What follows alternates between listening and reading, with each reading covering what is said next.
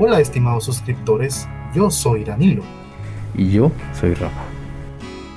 Bienvenidos a nuestro canal.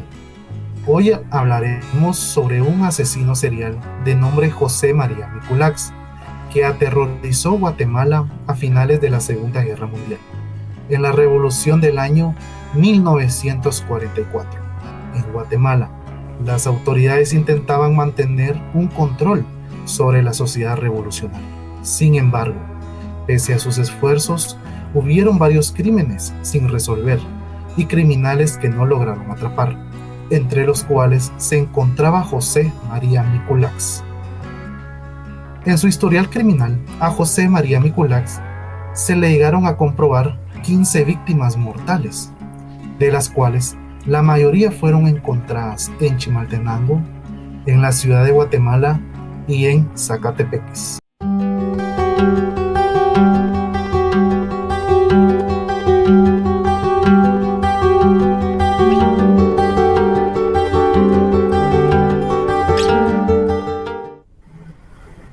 Lo que se sabe de José María Miculax previo a los asesinatos. Se sabe muy poco sobre la infancia de José María Miculax. Sin embargo, el mismo José María Miculax le comentó a un compañero de celda, luego de haber sido arrestado, que fue producto de un embarazo no deseado cuando su madre era adolescente. Y posterior a eso, sus padres, quienes eran trabajadores del campo, llegaron a Guatemala desde Chimaltenango. Durante su infancia, José María Miculax no demostraba ningún rasgo o tendencia que pudiera dar indicios para ser considerado como un criminal o un psicópata. Pero su padrastro, quien abusaba de las bebidas alcohólicas, solía abusar física y psicológicamente de toda la familia. José María Miculax, quien sentía atracción hacia otros hombres, decidió ocultar esa gran parte de su personalidad por miedo a ser expuesto a la discriminación social, y al no tener una figura paterna autoritaria que le ayudara a comprender lo bueno de lo malo, y al no haber recibido ningún tipo de educación durante su adolescencia. Al comenzar a experimentar sus primeras fantasías sexuales, no sabía cómo actuar, y comenzó a desarrollar deseos sexuales excesivos y dañinos para consigo y las demás personas. El comienzo del crimen.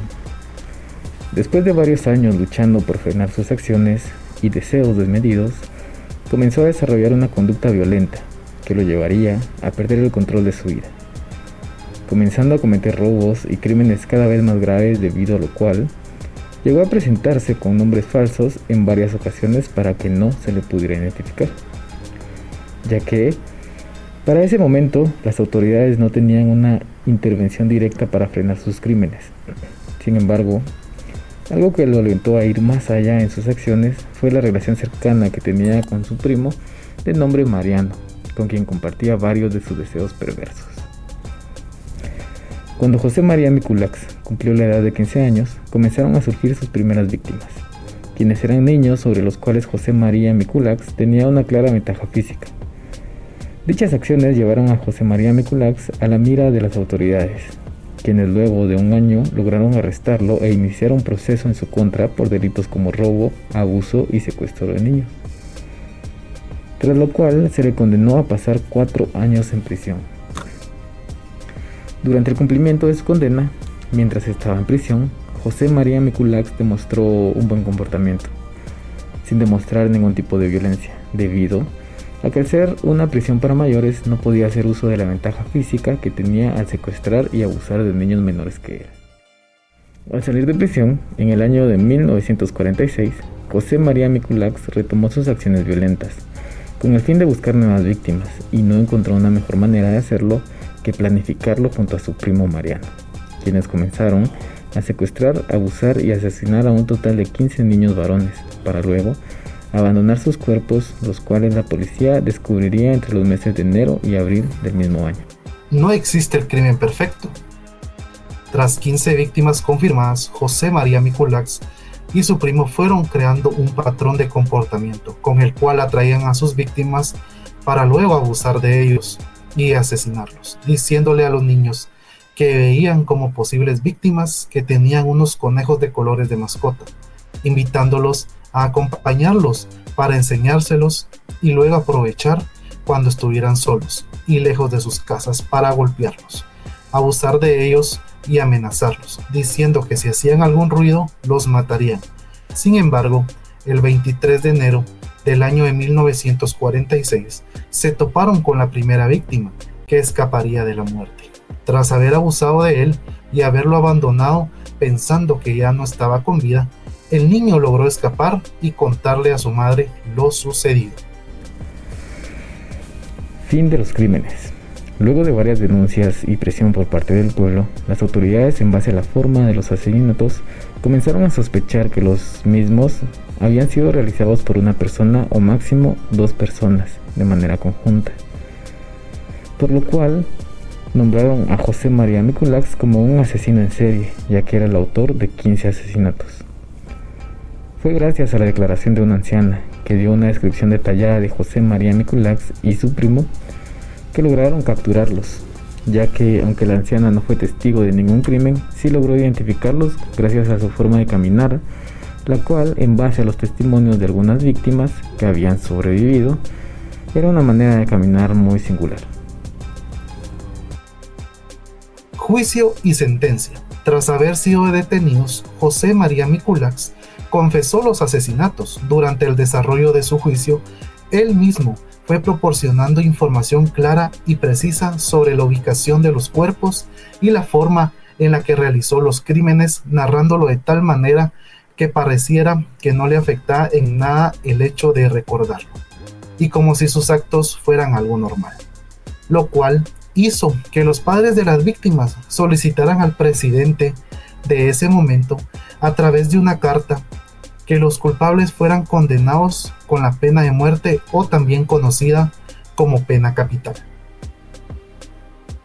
Tras un largo proceso, José María Miculax y su primo Mariano serían sentenciados por sus crímenes, condenando a Mariano a una pena de 30 años de prisión por haber sido cómplice, aun cuando se logró demostrar que compartía los mismos pensamientos retorcidos que José María Miculax. Sin embargo, al no tomar parte directa en la ejecución de los crímenes, solamente se le consideró como un cómplice. Pero a José María Miculax no contaría con la misma suerte, ya que tras haber hecho tan fuertes declaraciones durante el desarrollo de su juicio, se le sentenció como autor de los delitos, condenándolo a la pena capital. Tras concedérsele una última voluntad a José María Miculax por la pena de muerte, quien para ese entonces contaba con 21 años de edad, él solicitó estar vestido de traje y sombrero el día de su ejecución, que le proporcionarán 2 octavos de aguardiente, y pidió asistencia espiritual. Y previo a su fusilamiento, con sus últimas palabras expresó que él solamente había cometido 4 asesinatos y que el resto habían sido obra de su primo. Datos curiosos. Debido al impacto del caso, se creó la Ley Miculax, en base al decreto 235 del Congreso de la República de Guatemala, con el objeto de abreviar el proceso para asesinos.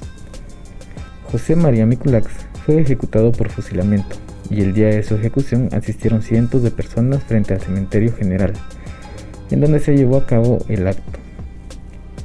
Tras haber sido ejecutado, la Facultad de Medicina de la Universidad de San Carlos de Guatemala solicitó que decapitaran el cuerpo para examinar su cerebro. Sin embargo, la cabeza desapareció durante la década de los 90 y en la actualidad no se sabe su ubicación. Después de decapitar el cuerpo, el gobierno decidió ocultar la información sobre su paradero o en dónde fue sepultado, con la intención de evitar que las personas robaran el cuerpo o se llegaran a realizar rituales de cualquier tipo en honor al criminal. Y como último dato curioso, en Guatemala existe la leyenda del Coco, quien en la creencia popular es un ente que secuestra niños que se portan mal. Sin embargo, para esa época, durante los años 40 y 50, la leyenda se tornó más escalofriante, debido a que ahora tendría un monstruo real en ella, ya que los adultos asustaban a los niños mal portados, diciéndoles que se los llevaría Miculax. debido a que este criminal actuaba solamente contra los niños.